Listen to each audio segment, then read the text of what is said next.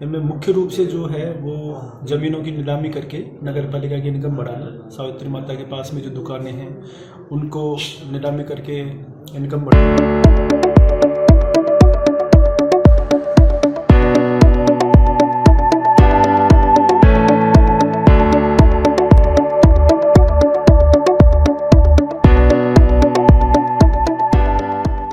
सबसे प्रमुख तो वित्त वर्ष 2024-25 का बजट अनुमान था, तो 35,44,63,60,000 का बजट प्रस्ताव जो है ये पारित किया गया है। इसके अलावा अन्य भी मिलाकर कुल 15 एजेंडे थे, जिन पे सभी पे जो है बहुमत से प्रस्ताव सारे पास हुए हैं। इनमें मुख्य रूप से जो है वो ज़मीनों की नीलामी करके नगर पालिका की इनकम बढ़ाना, सावित्री माता के पास में जो दुकानें हैं उनको नीलामी करके इनकम बढ़ाना, एकीकृत प्लान जो बनाया था यहाँ के मास्टर प्लान में संशोधन करके उसका अनुमोदन करना और डेवलपमेंट के लिए सरकार से पैसे की डिमांड करना। इसके अलावा पार्किंग स्थलों के डेवलपमेंट आदि विभिन्न प्रस्ताव जो है आज के बैठक में पारित करेंगे। नगर परिषद का जो लिया है क्या प्रोसीजर है इसका? ये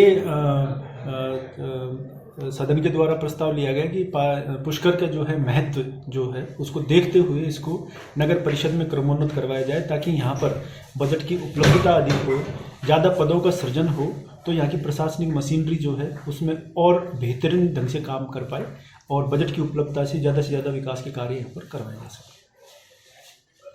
इस चीज़ का विरोध कर विरोध नहीं किया है कि जो मेरा जो इंटेंशन है कि भाई पुष्कर की जनता का, हम पुष्कर के जनप्रतिनिधि हैं, पुष्कर की जनता का जितना भी भला हो सके हमारे द्वारा वो होना चाहिए नगर पालिका के माध्यम से।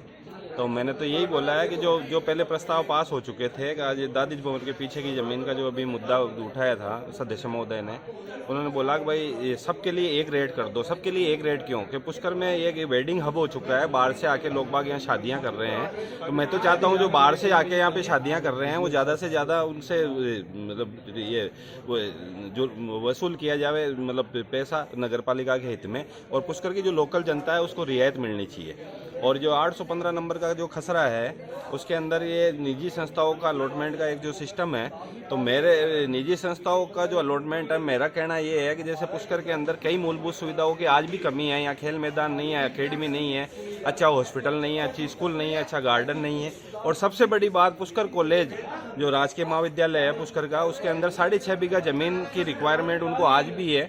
उनको 6.5 बीघा ज़मीन मिलने के बाद में ही यूजीसी नियमों के अंडर में वो आएगी, उनकी फंडिंग चालू होगी।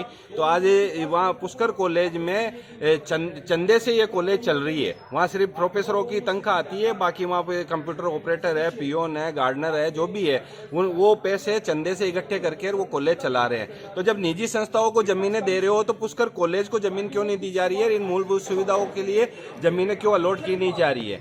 ये निजी संस्थाओं को ज़मीनें देने का मतलब क्या है?